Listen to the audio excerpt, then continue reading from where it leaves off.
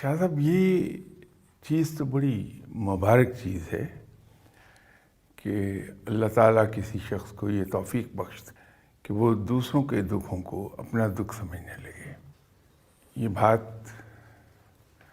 جب بڑے پیمانے پر پھیلتی ہے تو پھر پورا ملک ایک گھر کی شکل اختیار کرتا ہے اور اس ملک میں رہنے والے لوگ پھر ایک فیملی ممبر کی حیثیت سے رہنے لگتے ہیں.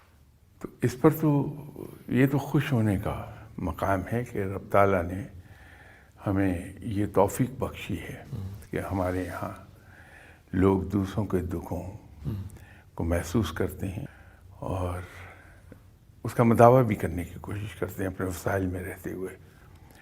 یہی وجہ ہے کہ مختلف سرویز یہ کہتی ہیں کہ پاکستان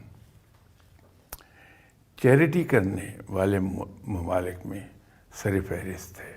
اس کو تو ختم نہیں کیا جانا چاہیے بلکہ اسے پروموٹ کیا جانا چاہیے. اسلام یہی کچھ کہتا ہے، ہمارا دین یہی کہتا ہے. ٹھیک